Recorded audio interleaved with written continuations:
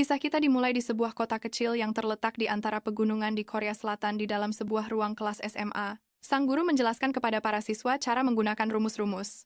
Tokoh utama kita, Yuna Jun, melirik siswa lain yang sepertinya sedang tertidur. Siswa itu adalah Shonna.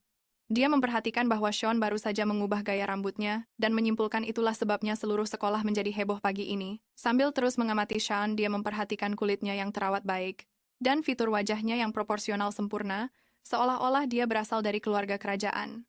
Hampir seolah-olah dia tidak cocok berada di kota sekecil kota mereka, tetapi terlepas dari penampilannya, perilakunya yang santai dan ramah sangat cocok dengan kota itu. Dan bahkan dengan pindah sekolah di waktu yang aneh, dia seorang pangeran tampan sejati, mengubah semua orang di sekolah menjadi pendukungnya dalam waktu singkat. Begitu kesimpulan Yuna dalam hati. Sang guru yang juga menyadari Sean mengantuk, menegurnya mengatakan bahwa sekarang setelah tidurnya selesai dia harus maju untuk menyelesaikan soal berikutnya agar semua orang bisa melihat. Terkejut Sean berdiri melihat buku catatannya, dan mengeluh tentang sulitnya soal matematika itu. Guru menjawab bahwa itu seharusnya tidak sulit baginya karena secara teori, di sekolah sebelumnya dia pasti sudah mengerjakan soal-soal serupa. Merasa malu, Sean berkata dia belum pernah menyelesaikan soal seperti itu, dan mungkin karena masih sedikit mengantuk soal itu, terasa lebih sulit dari biasanya.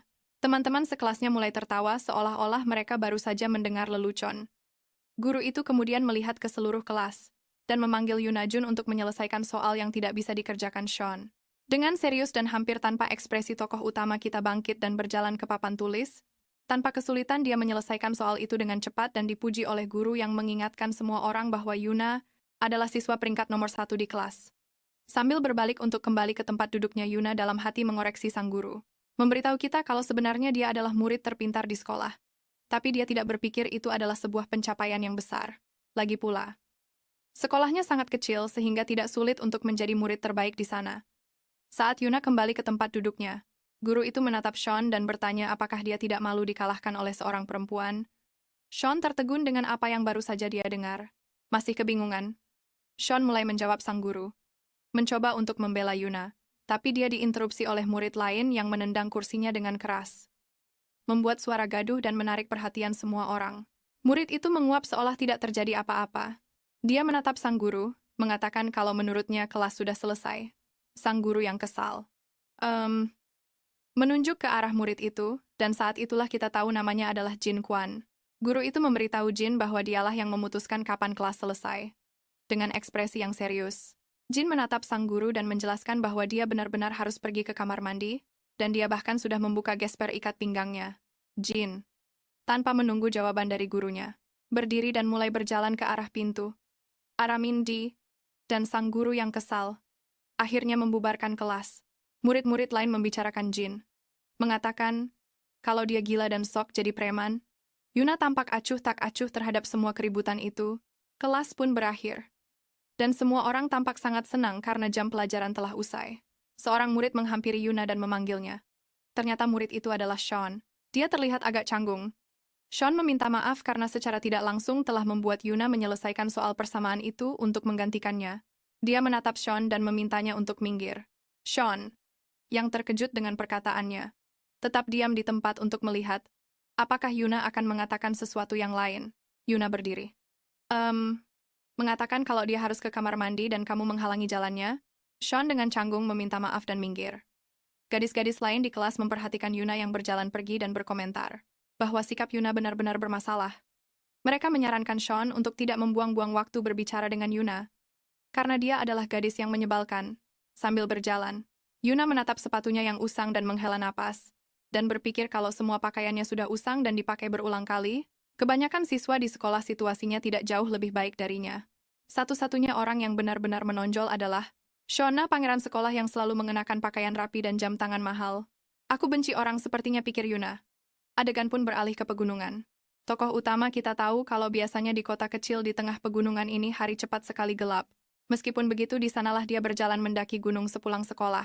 Sialnya rumahnya adalah tempat yang sangat buruk untuk belajar. Tidak ada meja belajar dan rumahnya sangat berantakan dan sempit. Tokoh utama kita mengatakan kalau dia sebenarnya bisa belajar di sekolah, tapi beberapa siswi tidak begitu menyukainya dan selalu mencari alasan untuk mengganggunya. Yuna berada dalam dilema, dia harus belajar dan fokus, tapi tidak punya tempat tujuan sampai beberapa hari yang lalu saat dia sedang berjalan tanpa arah setelah dipukuli oleh ibunya yang mabuk dan menemukan sebuah gubuk kecil di tengah pegunungan. Tempat yang sempurna bisa dibilang sebuah suaka untuk belajar. Dia menyadari kalau perabotan di dalam gubuk itu tidak setua penampakan luarnya, jadi dia menyimpulkan pasti ada orang yang tinggal di sini baru-baru ini. Tapi itu tidak penting. Dia telah menemukan tempat yang sempurna. Kosong, terbengkalai, dan damai semua yang ia butuhkan. Saat dia mengambil kunci untuk membuka gemboknya, dia sadar gembok itu sudah terbuka. Yuna pun masuk ke dalam gubuk. Dalam hati berkata kalau sebenarnya ada satu orang lagi yang tahu tentang tempat ini. Jin Kwon, orang dengan reputasi paling buruk, bukan hanya di sekolah tapi juga di seluruh kota. Kau tidak kembali setelah pergi ke kamar mandi. Apa kau tidur di sini selama ini, tanya Yuna. Dia menjawab iya, dan berencana untuk tidur lebih lama lagi. Dengan acuh tak acuh Yuna menyuruhnya untuk melakukan apapun yang dia mau. Jin turun dari loteng kecil tempatnya berada sambil meregangkan bahunya. Dia lalu bertanya pada Yuna apakah dia mau makan mie instan, seolah sudah jadi rutinitas. Jin langsung menyiapkan mie tanpa menunggu jawaban Yuna. Dia hanya bertanya apakah Yuna mau pakai telur atau tidak. Yuna mengiyakan, tapi memintanya untuk tidak mengaduknya seperti yang terakhir kali. Jin memasak sementara Yuna belajar. Seolah sudah menjadi rutinitas. Mereka berdua telah berbagi gudang itu selama beberapa waktu. Protagonis kita menceritakan kalau dia sudah tahu tentang Jin Kwon. Rumornya mengatakan dia kehilangan orang tuanya saat masih kecil, dan berpindah-pindah dari satu kerabat ke kerabat lain hingga berakhir di kota ini. Rupanya, keluarganya memiliki koneksi dengan mafia. Itulah sebabnya orang tuanya meninggal. Ada desas-desus bahwa dia pernah memukul guru, dan dia sering terlibat perkelahian. Meskipun sudah satu sekolah setidaknya selama 1 tahun. Yuna bahkan belum pernah berbicara dengannya. Dia pikir semuanya akan tetap seperti itu sampai kelulusan. Tetapi semuanya berubah secara tak terduga 1 minggu yang lalu setelah menemukan gudang itu. Yuna sedang asyik belajar sampai dia mendengar suara aneh dari dalam gudang. Melihat ke arah suara itu, Yuna melihat tatapan tajam Jin dan menyadari dia bukan satu-satunya yang menggunakan gudang kosong itu. Karena takut dan mengira baru saja menyusup ke rumah Jin, apalagi setelah tahu reputasinya, dia dengan cepat mengemasi barang-barangnya dan meminta maaf karena masuk tanpa izin. Pikiran Yuna berkecamuk setelah bertemu dengannya. Jin Kwon, anak paling bermasalah di kota, tapi bukannya marah. Jin hanya melewatinya dan mengatakan kalau tempat itu bukan rumahnya. Jin menjelaskan bahwa dia sudah menggunakan gudang itu selama 1 bulan dan belum pernah melihat siapapun di sana selain dirinya. Tidak percaya. Yuna bertanya lagi apakah benar tidak ada yang tinggal di sana? Dan Jin membenarkan kalau memang tidak ada. Jadi apa yang kau lakukan di sini? Menikmati momen spesial sendirian? Jawab Jin setelah berpikir sejenak. Melihat ekspresi kaget Yuna, Jin menambahkan, ya kau tahu, tidur siang dan hal-hal semacamnya. Jangan ngeres, kata Jin. Karena malu, Yuna menyangkal kalau dia tidak memikirkan yang aneh-aneh. Tapi sebelum Yuna bisa bicara lagi, Jin bilang dia tahu Yuna menggunakan gudang itu untuk belajar, sambil naik kembali ke mezanin. Dia kembali tidur. Sama sekali tidak terganggu dengan kehadiran Yuna. Sementara Yuna masih mencoba mencerna apa yang baru saja terjadi. Yuna tidak percaya dia langsung tidur begitu saja. Dia bertanya-tanya apakah dia harus pergi. Yuna tahu, pilihan terpintar adalah pergi. Lagi pula reputasi Jin sangat buruk, dan tindakannya jelas tidak bisa ditebak, tapi tempat ini sempurna untuk belajar. Dan dia tahu kemungkinan menemukan tempat seperti ini lagi. Pada dasarnya nol meyakinkan dirinya sendiri bahwa tempat itu bukan milik Jin, bahkan jika dia menemukannya sedikit lebih dulu darinya. Itu tidak memberinya hak untuk mengklaim tempat itu miliknya. Yuna merasa aneh bahwa Jin telah tidur di sana selama ini saat dia belajar, dan dia tidak pernah menyadarinya. Jadi dia naik untuk memeriksa dia mengamati Jin, untuk melihat apakah dia benar-benar tidur atau masih terjaga. Jin membuka matanya dan memberitahu Yuna bahwa jika ada yang ingin dia katakan, katakan saja. Terkejut Yuna buru-buru berdiri membuat kepala dan bahunya terbentur langit-langit yang rendah. Benturan itu membuatnya kehilangan keseimbangan dan mulai terjatuh. Jin yang menyadari Yuna akan jatuh langsung meraih pergelangan tangannya menariknya ke arah dirinya. Membuatnya jatuh tepat di atasnya dengan kepala bersandar di dadanya Jin, memperingatkannya untuk berhati-hati. Karena pagar di sini tidak terlalu tinggi masih dalam keadaan terkejut, Yuna merasakan tangan Jin melingkar di pinggangnya. Menyadari posisi mereka dia menjadi sangat malu dan wajahnya merah padam seperti cabai. Dia dengan cepat menjauh dari Jin menyuruhnya menyingkir Jin dengan bercanda berpura-pura tersinggung. Dia berkata, begitukah caramu memperlakukan orang yang baru saja menolongmu mencoba mengalihkan pembicaraan? Yuna bertanya bagaimana dia tahu Yuna belajar di sana. Dia menjawab itu karena dia melihatnya 2 hari yang lalu. Saat dia tidur di mezanin, dia terbangun dan melihat seseorang sedang belajar, dan ketika dia melihat lebih dekat pada punggung dan rambutnya, dia langsung tahu itu adalah Yuna. Jin menjelaskan itu karena biasanya di kelas dia duduk 2 meja di belakang Yuna. Yuna merasa aneh dia bisa mengenalinya hanya dengan melihat punggungnya, jadi dia menatap Jin dengan curiga. Tidak menyadari tatapan curiga Yuna, Jin menepukkan salah satu tangannya ke kasur dan berkata bahwa jika Yuna mengincar tempat tidurnya, dia pasti sudah mengusirnya, tapi karena sudah jelas, dia di sana hanya untuk menggunakan meja dan belajar. Jin pikir dia tidak keberatan berbagi tempat itu. Berbagi tempat ini, seru Yuna dengan kaget. Menanggapi komentar Yuna, Jin bilang, karena mereka berdua butuh tempat yang tenang, tapi tujuan mereka berbeda, jadi ini sempurna. Karena dengan begitu, mereka tidak akan saling mengganggu, jadi hidup berdampingan di ruangan ini seharusnya tidak jadi masalah. Yuna tahu perkataan Jin ada benarnya, tapi meski begitu dia tetap bertanya padanya. Karena kamu hanya datang ke sini untuk tidur, kenapa tidak tidur saja di rumahmu? Jin membalas dengan nada yang sama, kenapa kamu tidak belajar saja di rumahmu? Pertanyaan itu membuatnya teringat akan situasi di rumahnya. Seketika dia sadar kalau sama seperti dirinya, Jin pasti punya alasan tersendiri kenapa dia membutuhkan tempat itu. Mengalihkan pembicaraan, Yuna bertanya apakah dia yakin tidak ada yang tinggal di sana dan bagaimana jika ada orang lain yang masuk selain mereka. Jin meyakinkannya, mengatakan kalau dia akan membawa gembok dan bisa menitipkan satu kunci padanya.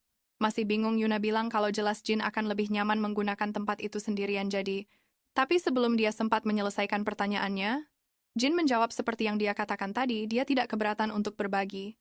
Tapi Yuna masih terlihat sangat canggung. Sambil menatapnya, Jin bertanya, jadi kamu mau kuncinya atau tidak? Dengan malu-malu Yuna menjawab iya. Jin lalu mengusirnya ke lantai bawah agar Yuna bisa kembali belajar dan berhenti mengganggunya. Yuna terdiam di sana selama beberapa saat, tak bergerak memikirkan apa yang baru saja terjadi.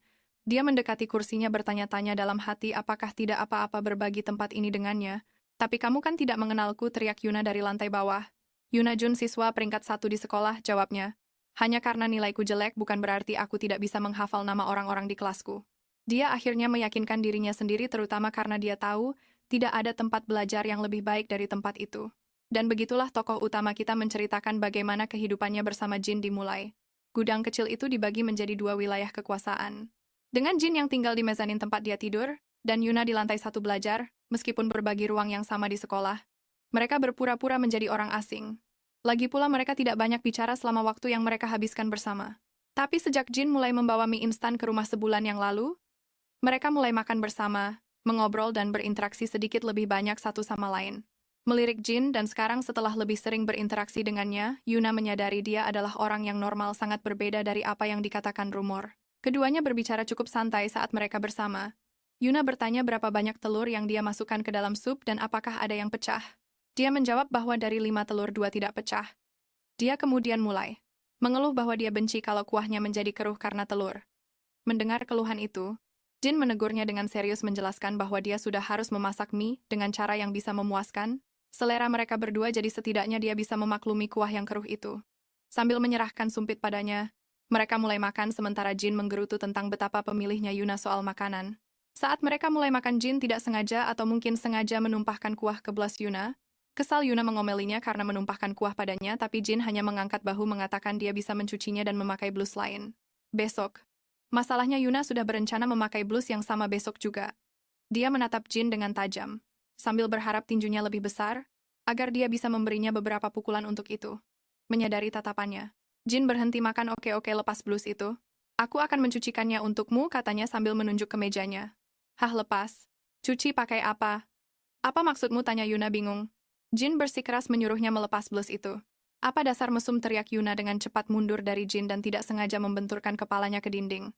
Melihat adegan itu, Jin bilang untuk orang sepintar dia, Yuna suka sekali membenturkan kepalanya. Diam, kamu, jawab Yuna dengan marah sambil mengusap benjolan di kepalanya. Tiba-tiba saja Jin melepas kaosnya. Ya, para pembaca sekalian, manhwa ini sangat menjanjikan. Malu dan benar-benar bingung, Yuna menatapnya dengan heran. Lepaskan bajumu dan pakai yang ini, katanya. Noda di bajumu seharusnya mudah hilang dengan sedikit sabun cuci piring, tambahnya sambil menyerahkan kaosnya. Jadi kamu mau aku cuci blusmu atau tidak, tanya Jin tidak sabar. Yuna merasa ini tidak perlu, tapi sebelum menjawab Jin dia berhenti dan berpikir sejenak. Mencuci baju di rumah selalu merepotkan, dan airnya sangat dingin membuat tangannya ngilu karena kedinginan. Seperti robot yang logis, dia mulai menghitung betapa untungnya jika Jin yang mencuci blusnya. Dia mengambil kaos dari tangan Jin dan memintanya menunggu sebentar di luar, tapi kan tidak banyak yang perlu. Sebelum Jin selesai bicara, Yuna berteriak menyuruhnya keluar mendengus kesal. Yuna menatap pintu selama beberapa detik sebelum berganti pakaian. Setelah beberapa menit, dia memanggil Jin masuk kembali. Dia berbalik untuk masuk tapi berhenti sejenak, menatap Yuna. Dia menyodorkan blusnya ke arah Jin, tapi Jin malah terus berjalan masuk tanpa mengambilnya. Dengan bingung dia bertanya apakah Jin berubah pikiran dan tidak jadi mencucinya. Jin mengambil blus dari tangan Yuna berjalan ke wastafel dan mulai mencucinya tanpa mengatakan apapun lagi. Yuna memperhatikannya sambil menghabiskan minyak. Dia merasa lucu melihat pria berotot mencuci blus kotor di wastafel. Faktanya dia sadar belum pernah memperhatikan betapa bugar dan kuatnya Jin, dan tidak seperti gosip yang beredar, dia tidak punya tato geng sama sekali. Larut dalam pikiran tentang betapa berbedanya Jin dari omongan orang, Yuna menarik kaos Jin lebih dekat ke wajahnya, sambil menghirup aroma wangi yang menempel di sana. Tiba-tiba, dia mendengar Jin bertanya apa-apaan yang sedang ia lakukan. Yuna langsung membeku sesaat setelah mendengar itu, sadar akan kelakuannya. Mencoba mengelak, dia mulai mengipasi dirinya dengan kemeja itu, sambil berkata kalau mie instannya terlalu pedas, dan membuatnya kegerahan. Karena malu, dia pun meminta segelas air. Sekaligus mencoba mengalihkan perhatiannya dari apa yang baru saja terjadi, adegan pun beralih ke beberapa saat kemudian di hari yang sama. Yuna meregangkan tubuhnya setelah selesai belajar. Jin terlihat tidur nyenyak di mezanin. Dia mulai membereskan barang-barangnya ketika mendengar Jin menguap saat bangun tidur. Dia pun turun dari tangga mezanin. Seolah-olah dia punya alarm yang memberitahunya kapan Yuna selesai belajar, dan bertanya apa dia akan pulang. Yuna menyamakan Jin seperti kucing karena sama seperti kucing dia sepertinya selalu tahu kapan suasana di ruangan berubah. Dia teringat bahwa pada awalnya dia selalu bertanya-tanya, apakah dia harus membangunkannya atau tidak untuk berpamitan pulang, tapi dia tidak pernah perlu melakukannya. Karena setiap kali dia selesai, Jin akan datang sendiri untuk mengucapkan selamat tinggal. Tapi malam itu, selain mengucapkan selamat tinggal seperti biasa, dia tampak khawatir. Karena Yuna pulang lebih malam dari biasanya, Yuna yang menyadari kekhawatirannya, mengambil kesempatan untuk sedikit menggoda Jin. Jangan bilang kau benar-benar khawatir padaku, memangnya kau mau apa?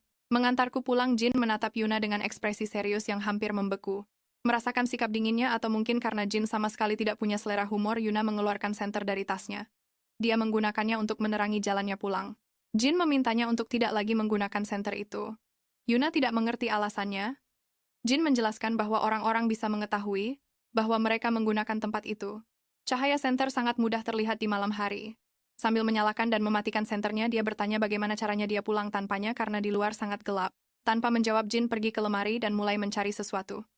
Dia menemukan sebatang kayu besar, meraihnya dan berjalan ke arah Yuna. Yuna mulai mundur ketakutan dalam hati.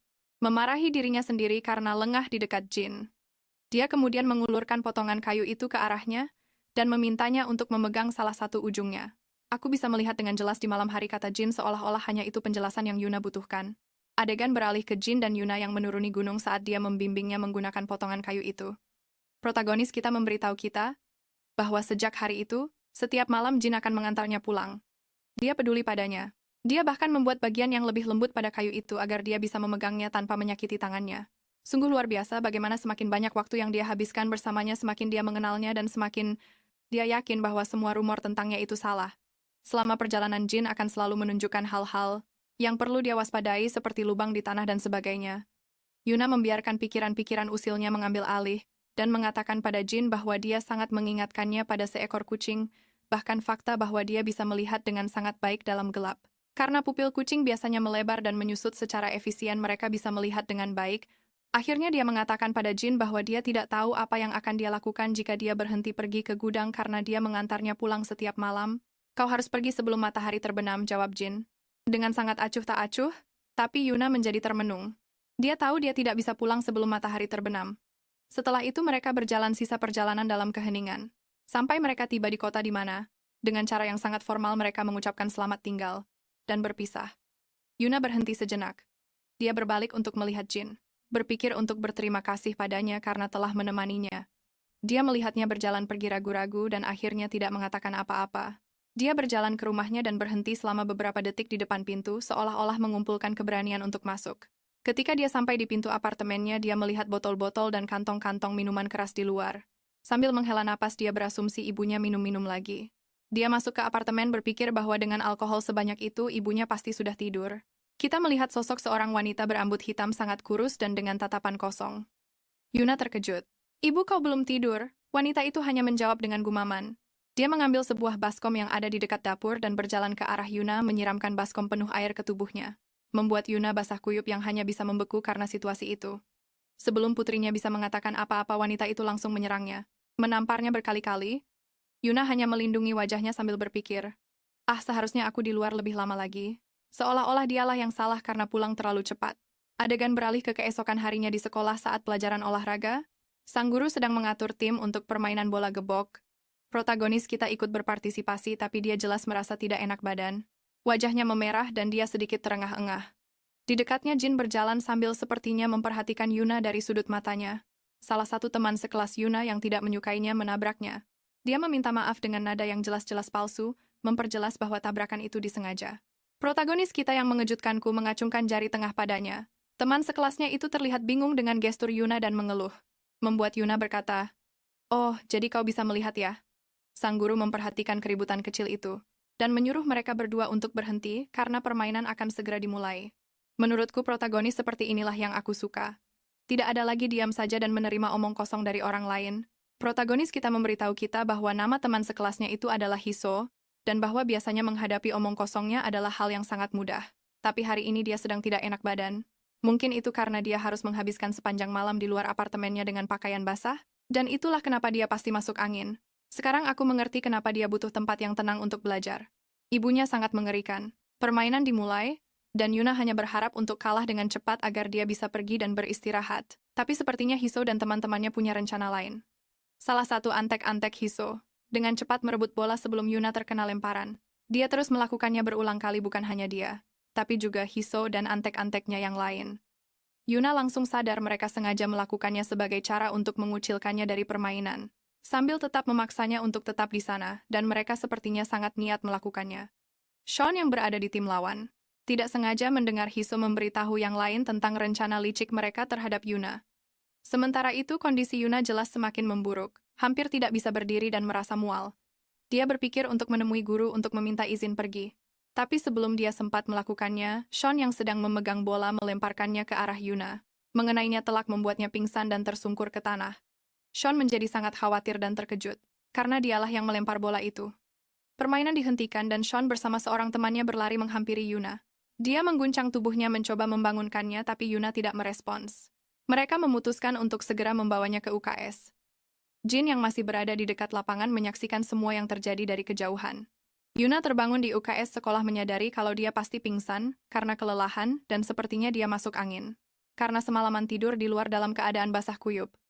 Dia menyadari meskipun dia berada di dekat jendela, ada bayangan yang sangat pas menutupi wajahnya. Melihat ke arah jendela dia melihat seseorang, menempelkan kertas-kertas untuk menghalangi sinar matahari agar tidak langsung mengenainya. Petugas UKS masuk, sambil mengeluh betapa panasnya di dalam. Dia melihat ada pemanas di dekat Yuna dan bertanya siapa pula yang membawa pemanas. Ke sekolah di tengah musim panas begini. Petugas itu juga menyadari ada kertas-kertas di jendela dan mulai merobeknya. Dia meletakkan tangannya di dahi Yuna menanyakan bagaimana perasaannya sambil mengeluh, kalau jadi sulit untuk tahu apakah dia panas karena demam atau karena pemanas. Petugas UKS itu memarahi Yuna, mengatakan kalau dia merasa tidak enak badan, seharusnya dia memberitahu guru agar tidak perlu ikut pelajaran olahraga. Yuna meminta maaf kepada petugas itu, mengatakan dia pikir dia masih kuat karena jam pelajaran akan segera berakhir. Perawat memberitahu Yuna sebaiknya dia pulang lebih awal hari ini untuk istirahat. Tanpa menunggu jawaban dari Yuna, dia langsung pergi mengatakan ada rapat yang harus dihadiri. Yuna duduk di ranjang kepalanya berdenyut kencang sambil berpikir bahwa pulang ke rumah adalah pilihan terburuk baginya. Dia mendengar perawat berbicara dengan seseorang yang sepertinya datang untuk menjenguk Yuna. Ketika memikirkan seseorang yang cukup peduli untuk menjenguknya bayangan Jin muncul di benak Yuna. Namun, di luar dugaannya yang muncul adalah Sean. Apa yang dia lakukan di sini? Seolah-olah mendengar pikiran Yuna, Sean berkata dia datang untuk menjenguknya. Dia sudah datang lebih awal di sela-sela jam pelajaran, tetapi Yuna masih tertidur.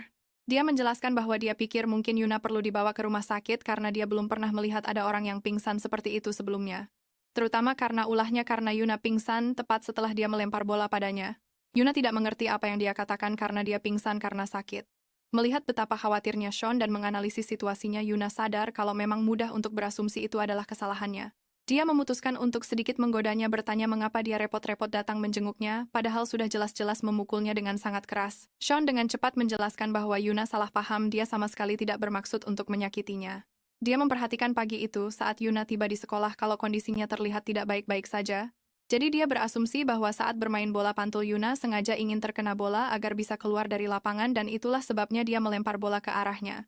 Sean meminta maaf karena telah membuatnya pingsan, menjelaskan bahwa dia sebenarnya hanya mencoba membantunya. Perkataan Sean membuat Yuna teringat pada kejadian semalam ketika dia bahkan kesulitan untuk mengucapkan terima kasih yang sederhana kepada Jin. Bagaimana bisa orang lain begitu tulus sementara dirinya begitu sulit mengucapkan sesuatu yang sesederhana terima kasih? Dia yakin hal itu pasti mudah bagi Sean, karena dia mungkin hidup di dunia yang penuh kasih sayang dan kehangatan, tanpa ada satupun parasit yang mengganggunya.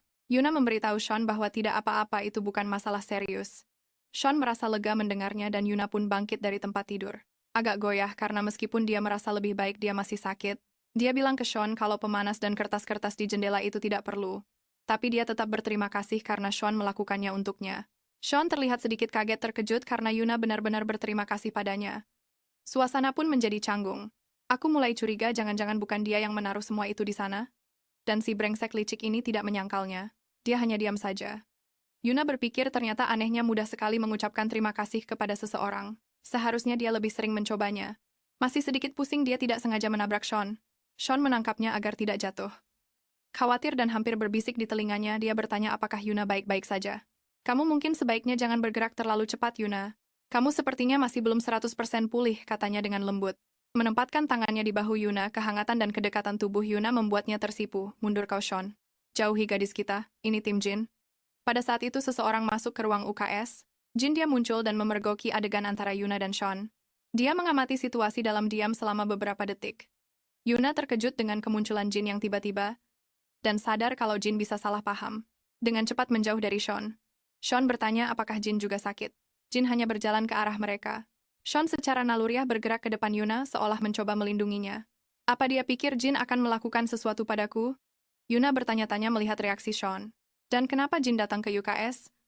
Aku ragu dia khawatir padaku, tapi bagaimana jika dia tiba-tiba bersikap super ramah entah dari mana?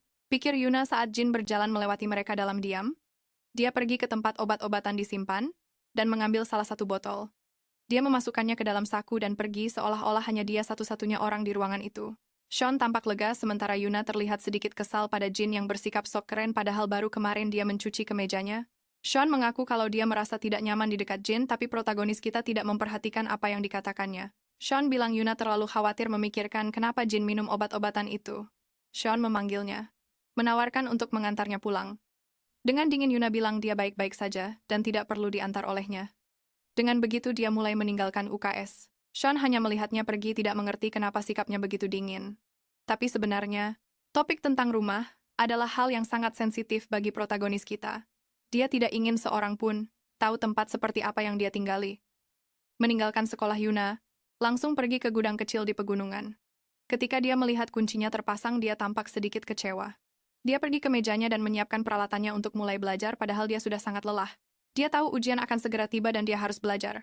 Mungkin ini hanya sikap keras kepala Yuna, tapi dia ingin menjadi lulusan terbaik. Saat lulus dari SMA nanti, dia tahu menjadi lulusan terbaik adalah sebuah gelar dan pengakuan yang bisa dia raih dengan bangga melalui usahanya sendiri. Mungkin karena kelelahan, atau mungkin demamnya kembali lagi, tapi dia tidak bisa berhenti memikirkan ranjang nyaman yang ada di belakangnya. Mungkin istirahat sebentar akan membuatnya merasa lebih baik. Yuna menggelengkan kepala memarahi dirinya sendiri karena pikiran itu. Dia tahu dia harus belajar, tapi sebelum dia sadar karena tak kuasa menahan lelah, dia merebahkan diri di ranjang mezanin itu. Lagi pula istirahat yang cukup penting untuk bisa belajar secara efektif. Jin mungkin akan marah jika tahu dia menerobos masuk ke wilayahnya, tapi kan dia pingsan hari ini di sekolah. Mungkin dia akan memaafkannya karena itu. Dan kenapa dia muncul di UKS? Memalukan sekali dia melihat adegan itu. Apa yang dia pikirkan saat melihatnya? Pikiran Yuna berkecamuk tapi rasa kantuk mulai menyerangnya. Matanya perlahan mulai terpejam. Saat dia membayangkan apa yang akan Jin lakukan ketika menemukannya di sana, akankah dia membangunkannya? Dan bagaimana jika dia tidak datang? Bagaimana dia akan pulang tanpa senter? Yuna pun akhirnya tertidur lelap sampai dia merasakan sesuatu mendekat.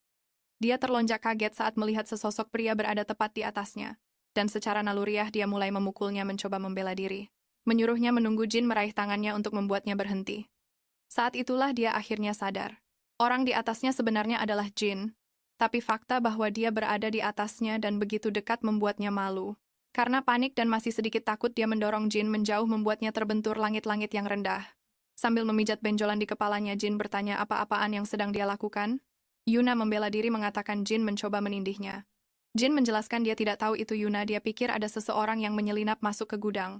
Dengan kesal Yuna bilang siapa lagi yang ada di sana selain dirinya dan itu sudah jelas. Melihat gembok yang tidak terkunci seharusnya dia sudah tahu. Jin menghela napas. Sedikit jengkel, lupakan itu. Apa yang kamu lakukan di sini? Apa kamu tahu ini jam berapa? Ini sudah lewat jam 2 pagi. Yuna kaget dengan apa yang dikatakan Jin. Dengan cemas Jin melanjutkan bicaranya. Apa yang kamu pikirkan berada di sini selarut ini? Seharusnya kamu setidaknya mengunci pintu. Kamu malah tertidur begitu saja tanpa khawatir tentang apapun. Bersikap defensif Yuna membalas bahwa tidak mungkin dia bisa mengunci pintu karena gemboknya ada di luar. Menyadari Yuna benar, Jin kemudian berkata seharusnya dia pulang untuk tidur. Dan kenapa kamu tidak pulang untuk tidur? Apa yang kamu lakukan di sini jam segini? Ini sudah lewat jam 2 pagi, balas Yuna dengan ketus. Mengabaikan komentarnya, Jin mengingatkannya bahwa mezanin ini bukan wilayahnya. Itu benar-benar membuat Yuna kesal dan dia mulai berteriak padanya, siapa peduli? Ini milik siapa, atau bukan? Kita harus menggunakan ruangan ini berdasarkan kebutuhan kita.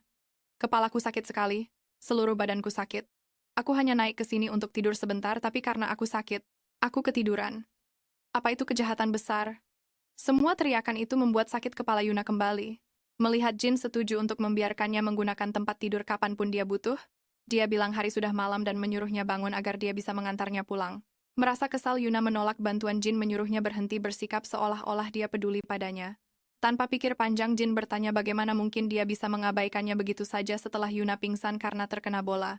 Sambil menyentuhnya, Jin menggaruk kepalanya dan membuang muka malu dengan apa yang baru saja dia katakan.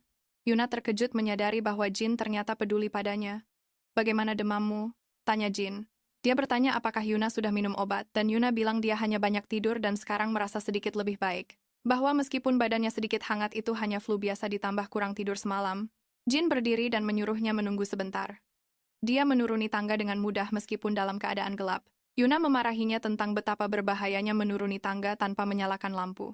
Jin menyalakan lampu, mengatakan bahwa Yunalah yang sakit jadi Yuna tidak perlu mengkhawatirkannya.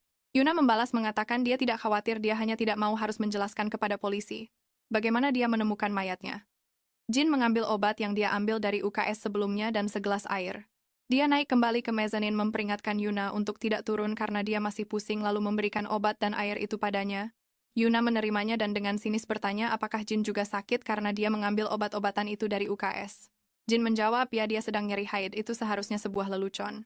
Yuna menatapnya tak percaya, diam dan minum saja obatnya, gumam Jin merasa malu. Tiba-tiba saja Yuna tertawa terbahak-bahak. Kalau saja aku punya setidaknya satu teman, pasti lucu sekali memberitahu mereka kalau Jin Kuan kena nyeri haid, kata Yuna sambil masih tertawa. Dia akhirnya tenang dan meminum obatnya. Jin mengamati. Kalau orang tuanya pasti khawatir banget karena sudah selarut ini dan dia belum pulang. Mengalihkan pembicaraan, Yuna bilang dia akan menginap di sana saja.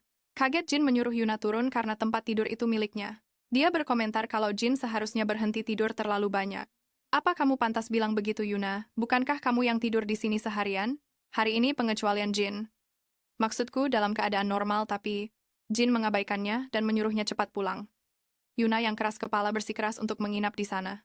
Jin menatapnya bertanya apa dia benar-benar akan tinggal di sini dan bagaimana kalau ada orang yang datang. Tapi Yuna tahu kalau tidak ada seorang pun selain Jin yang datang ke sana selama berbulan-bulan, dan dia tetap teguh pada keputusannya. Mengatakan kalau Jin begitu mengkhawatirkannya, dia juga harus menginap di sana.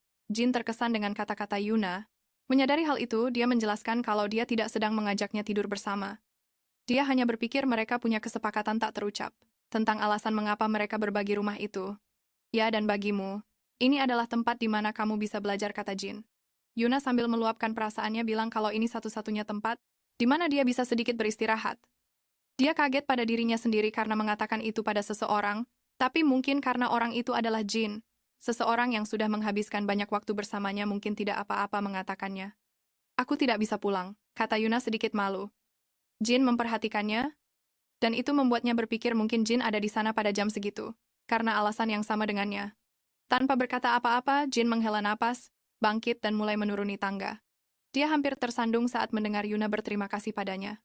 Melihat itu, Yuna menyuruhnya hati-hati saat menuruni tangga atau dia bisa tersandung dan patah leher. Diam dan tidurlah, kata Jin, sambil duduk dan bersandar di meja untuk tidur. Yuna dengan gembira berbaring dan memanggil Jin, memintanya mematikan lampu. Jin mematikannya sambil menggerutu, yang membuat Yuna terkekeh pelan. Meskipun tempat itu tidak begitu akrab, tapi membuatnya merasa nyaman dan aman. Dan sebagian karena Jin juga ada di sana. Yuna bertanya-tanya sejak kapan berada di dekat Jin mulai membuatnya merasa aman dan bukan terancam. Dia tertidur begitu cepat sebelumnya sampai tidak menyadari betapa ranjang itu beraroma seperti Jin. Aroma lembut dan menyegarkan yang membuatnya merasa nyaman karena tahu itu adalah miliknya. Dia sangat berbeda dari rumor yang beredar dan jauh lebih baik dari penampilannya. Memikirkan hal itu, Yuna mengganggu Jin sedikit lagi tentang kram menstruasinya sebelum akhirnya tertidur. Keesokan paginya Yuna bangun dengan perasaan segar. Dia bahkan tidak bisa mengingat kapan terakhir kali dia tidur begitu nyenyak dan damai. Demamnya sudah hilang, tubuhnya tidak sakit lagi. Sungguh cara yang luar biasa untuk memulai hari. Dia mencium aroma makanan lezat di udara. Yuna melihat ke bawah dari mezanin dan melihat Jin yang masih mengantuk sedang memasak ramen. Aku sudah lama ingin menanyakan ini padamu tapi... Apakah keluargamu pemilik pabrik mie? Instan Jin menatap Yuna dengan pandangan tidak setuju dan sama sekali mengabaikan pertanyaannya. Sambil terus memasak, Yuna berjalan ke tepi mezanin dan mulai menuruni tangga. Melihat ini, Jin menyalakan lampu meskipun Yuna berkata cahayanya sudah cukup terang untuknya melihat. Sama seperti candaannya kemarin, Jin berkata dia tidak ingin harus menjelaskan kepada polisi bagaimana dia menemukan mayatnya. Sambil tertawa, Yuna berkata, dalam kasusnya mungkin akan lebih buruk, karena polisi mungkin mengira dialah pelakunya. Yuna mendekat untuk melihat sarapan yang dibuat Jin untuk mereka. Jin mengeluh kalau Yuna bau keringat dan menyuruhnya mandi dulu. Yuna balas berkata kalau dia akan mandi setelah makan. Dan Jin hanya mengatakan itu untuk mengganggunya. Leluconmu payah, tapi setidaknya kau membuat mie instan yang luar biasa, kata Yuna. Jin mencuci piring, sementara Yuna terkulai kekenyangan setelah makan begitu banyak. Dia melihat sebuah handuk di wastafel dekat Jin dan bertanya apakah handuk itu miliknya dan apakah itu satu-satunya yang dia punya. Bahkan setelah Jin mengonfirmasi itu, satu-satunya handuk Yuna tetap meminjamnya menjelaskan bahwa Jin tidak terlihat seperti seseorang yang perlu keramas, dan kalaupun ia tidak ada seorang pun di sekolah yang berani mengatakan apa-apa padanya. Dia kemudian menjelaskan bahwa rambutnya sangat berminyak, jadi dia harus keramas setiap hari meskipun dia yakin tidak ada yang akan peduli dengan penampilan rambutnya. Mendengar itu, Jin menoleh padanya dan berkata, "Aku peduli." Yuna terkejut. Kenapa dia harus peduli?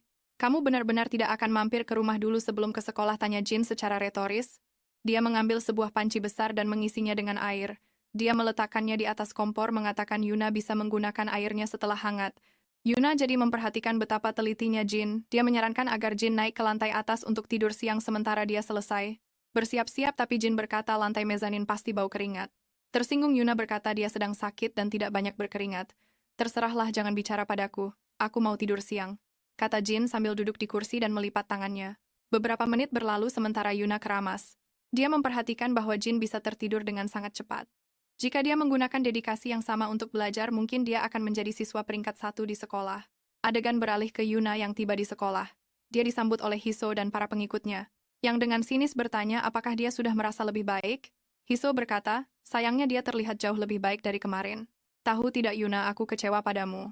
Aku tidak pernah menyangka kamu akan serendah itu menggunakan taktik kekanak-kanakan. Taktik apa, jawab Yuna kesal karena Hiso sudah mengganggunya pagi-pagi begini. Tapi Hiso melanjutkan, mengatakan bahwa tidak peduli seberapa putus asanya dia mencari perhatian Sean. Pura-pura pingsan itu sudah keterlaluan. Kenapa juga kamu berasumsi aku menginginkan perhatian Sean? Kamu serius menanyakan itu padaku, Yuna? Semua orang tahu kamu naksir Sean. Meskipun Yuna terkejut, Hiso melanjutkan serangannya. Kamu selalu menatapnya dan jual mahal setiap kali dia ada di dekatmu. Dia mungkin tertipu permainan kecilmu. Tapi siapapun yang memperhatikan tahu apa yang sebenarnya terjadi. Mendengar itu, Yuna jadi bertanya-tanya apakah dia benar-benar memberikan kesan seperti itu. Dia tidak naksir padanya. Sebaliknya, alasan dia selalu menatapnya adalah karena dia sangat berbeda darinya dan itu mengganggunya. Komentar Jin tentang Sean, yang peduli pada penampilan rambutnya, terlintas di benak Yuna, jadi karena itulah dia mengatakan itu, simpul Yuna. Melihat Yuna terdiam, Hiso mendekat dan berkata bahwa jika dia menyukainya, katakan saja. Lagi pula itu bukan salahnya memiliki ibu seperti itu, tapi dia tidak perlu khawatir. Karena dia tidak akan memberitahu siapapun tentang hal itu. Terkejut, Yuna bertanya apa yang dibicarakan Hiso, tapi sebelum Hiso bisa mengatakan apa-apa lagi, Sean datang menyapa semua orang. Dia menghampiri Yuna dan bertanya apakah dia merasa lebih baik hari ini. Masih kesal dengan semua yang baru saja didengarnya dan khawatir tentang apa yang dikatakan Hiso, Yuna tidak menjawab.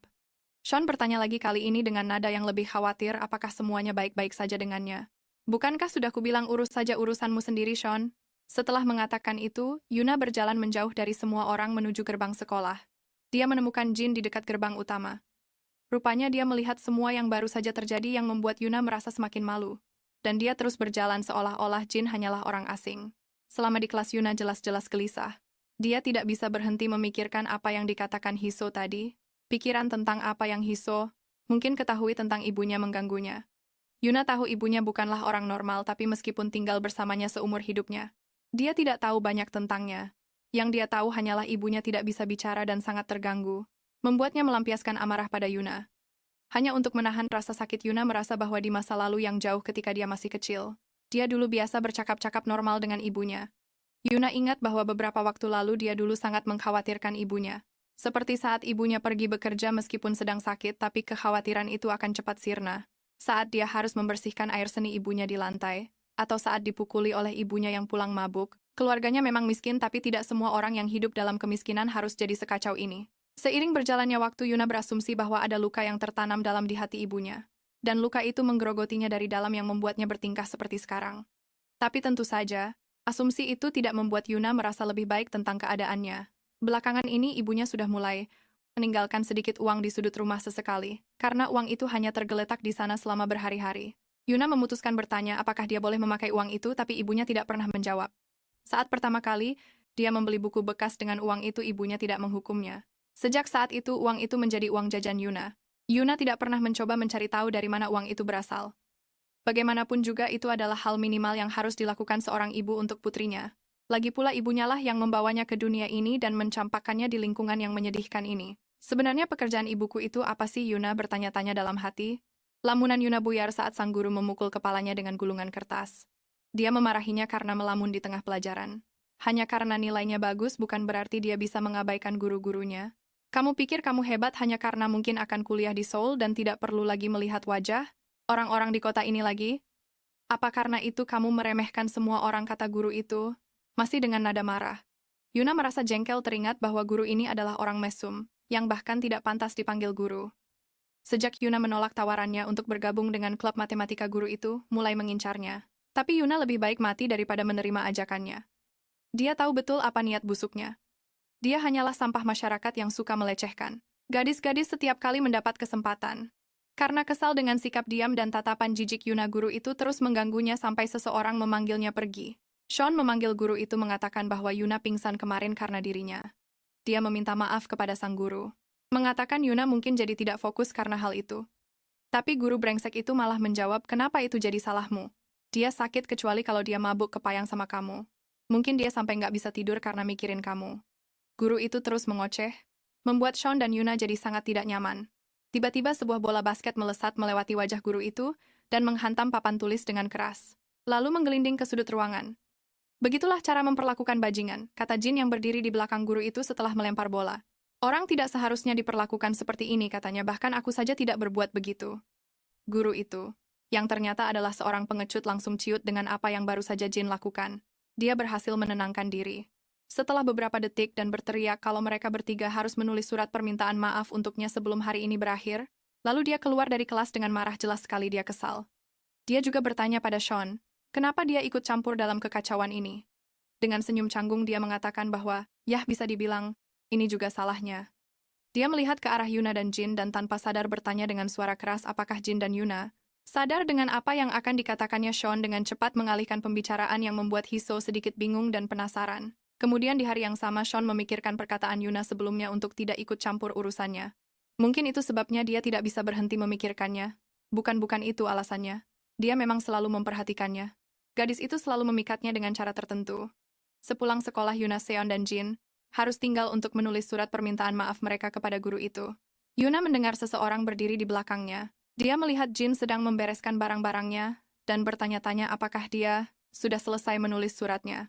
Tapi melihat Jin mengambil selembar kertas kosong dari meja, dia yakin laki-laki itu tidak menulis apapun. Tapi mungkin tidak seperti dirinya, Jin bisa lolos begitu saja. Meskipun guru matematika itu sangat menyebalkan, dia mungkin akan memanipulasi pihak sekolah untuk menyulitkan Jin. Yuna tidak pernah menyangka kalau Jin adalah orang yang akan membela seseorang di depan umum. Dia memikirkan ini saat Jin berjalan keluar ruangan. Begitu dia pergi, beberapa siswa melirik ke arah pintu. Dan setelah dia cukup jauh, mereka mulai bergosip tentang Jin dan Yuna. Saat Yuna berdiri, gosip itu semakin menjadi-jadi. Wajar jika mereka curiga ini adalah kedua kalinya Jin, yang biasanya hanya tidur di setiap kelas, membela Yuna di depan umum.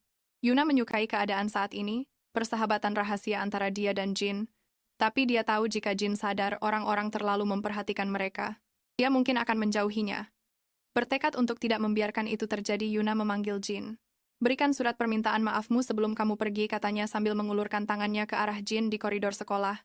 Dia tahu kalau Jin tidak memberikan surat itu untuk dituliskan olehnya, guru matematika akan membuat hidup Jin sengsara.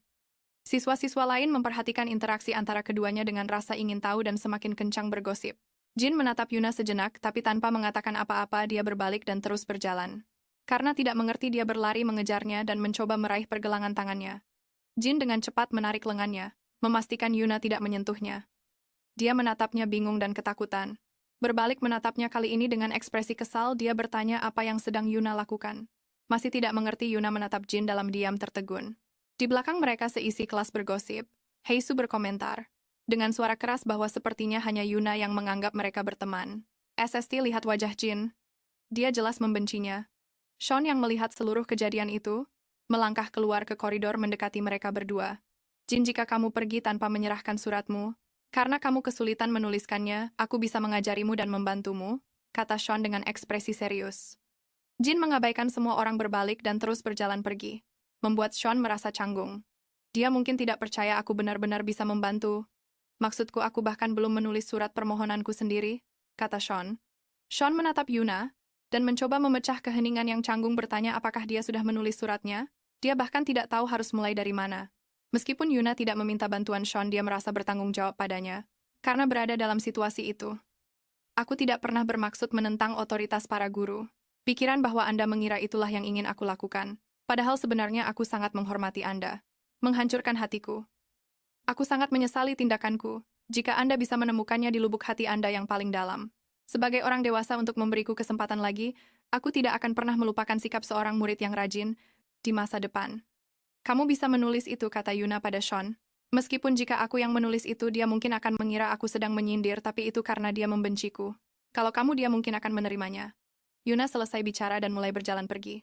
Sean memanggilnya, bertanya apakah dia melakukan sesuatu yang membuatnya kesal. Yuna menatap Sean, berpikir betapa irinya dia.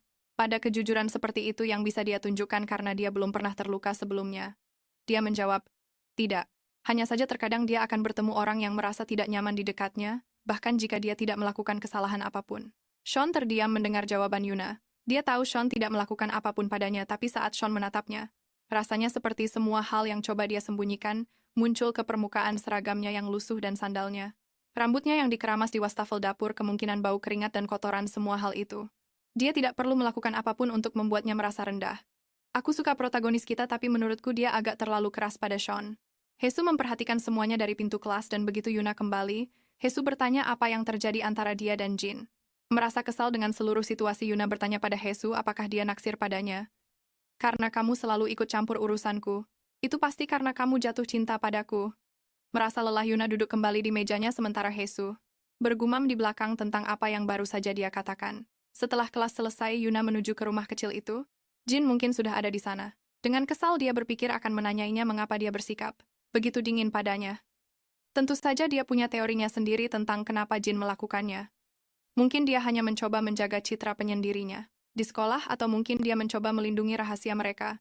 Dia berjalan cepat sambil berusaha meyakinkan dirinya sendiri bahwa dia ke sana bukan hanya untuk melihat apakah salah satu teorinya benar.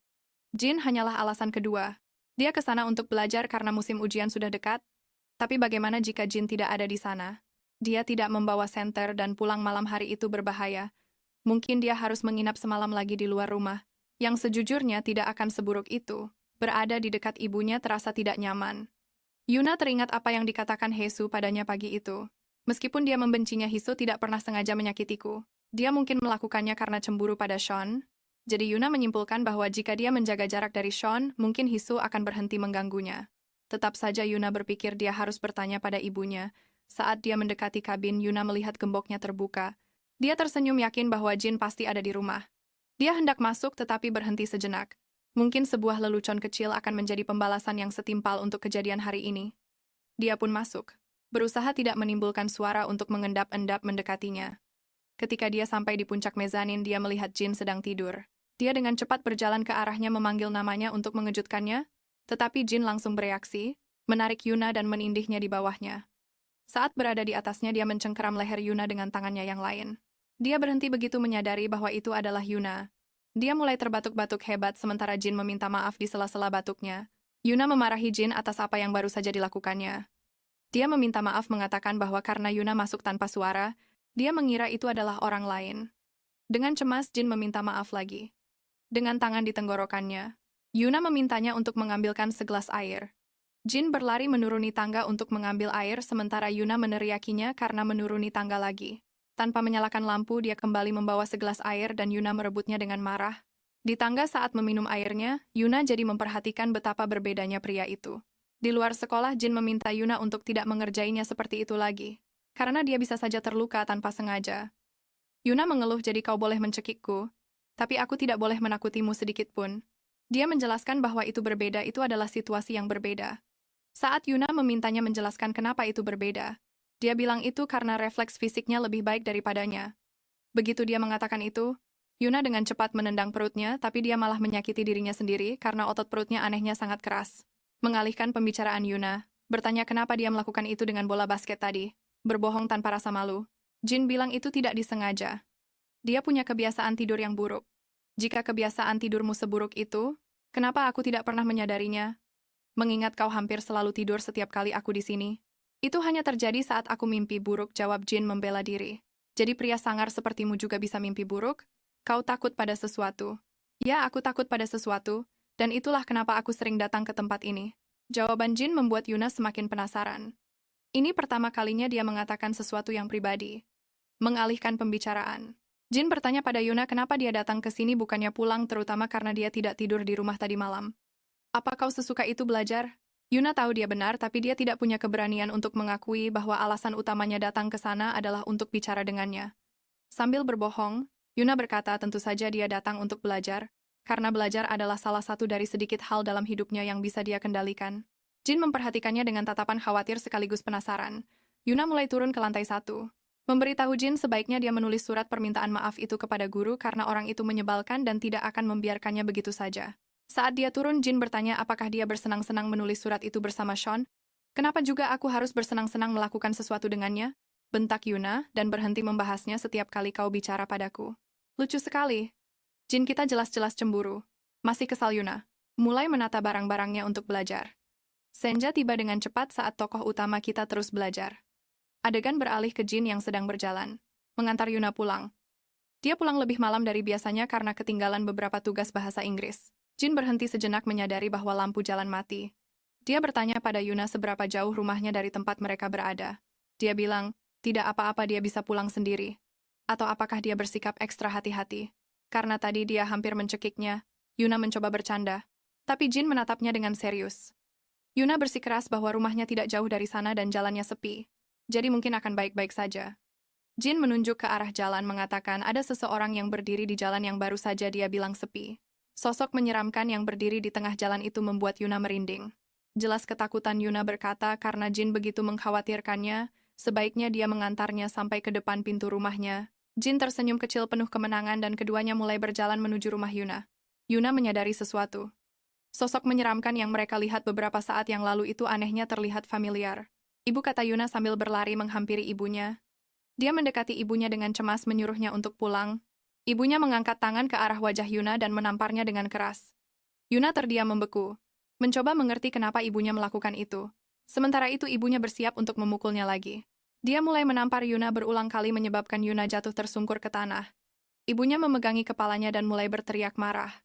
Masih terkejut karena ledakan amarah ibunya yang tiba-tiba Yuna teringat bahwa Jin masih ada di sana. Sekarang dia tahu tentang kelemahan terbesarku, pikirnya dengan sedih. Yuna tidak pernah ingin siapapun mengetahui hal ini.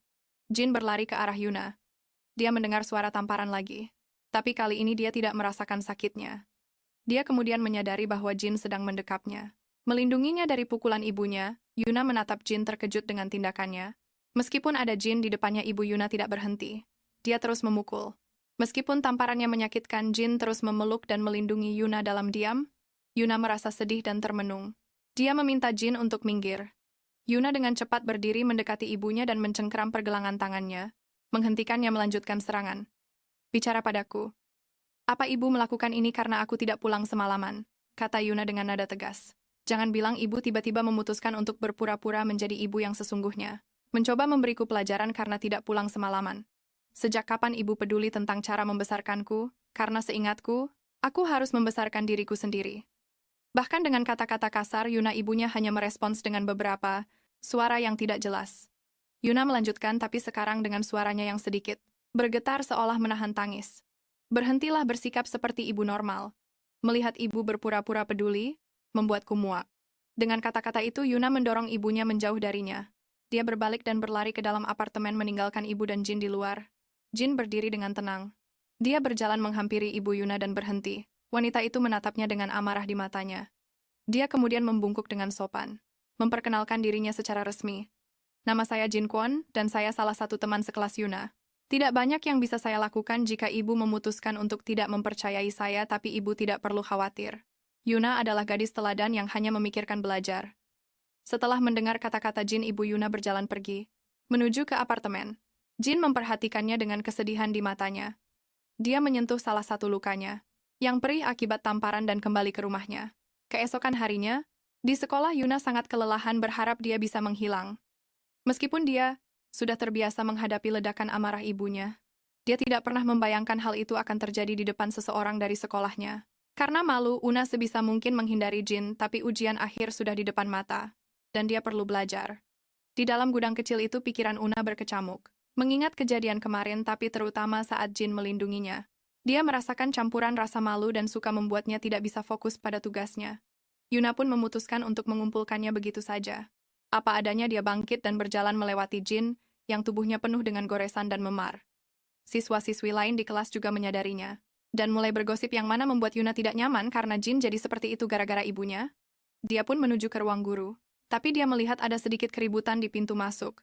Ketika dia masuk, dia menemukan seorang wanita berambut coklat, sangat cantik yang memancarkan aura bak selebriti seorang wanita, yang jelas tidak seharusnya berada di tempat itu, atau bahkan di kota itu sekalipun.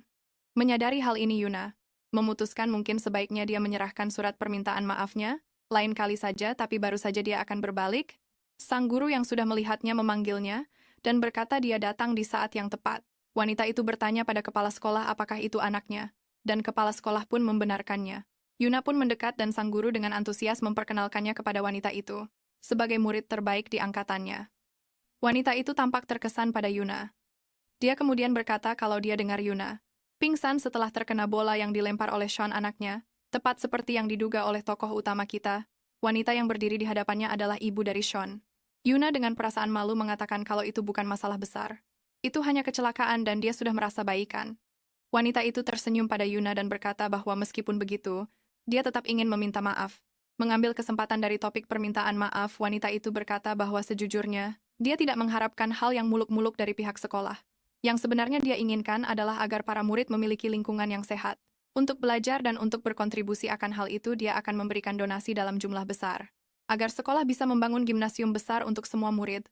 Selain karena ini adalah sekolah yang dihadiri putranya, meskipun hanya untuk waktu yang singkat, ini juga tempat di mana dia dibesarkan. Itulah sebabnya dia berharap para guru akan memperlakukan para siswa dengan sedikit lebih banyak toleransi dan kelonggaran menyangkut kesejahteraan mereka. Putranya tidak pernah harus menulis surat permintaan maaf saat dia belajar di Seoul, dan dia merasa sangat kasihan melihat betapa hal itu menjadi beban baginya di sini. Sambil menatap guru matematika itu dengan senyum kemenangan, dia bilang dia yakin guru itu tidak ingin murid-muridnya khawatir atau terganggu oleh hal-hal sepele seperti itu kan Pak Guru, tanyanya dengan tenang. Yuna memperhatikan seluruh situasi itu.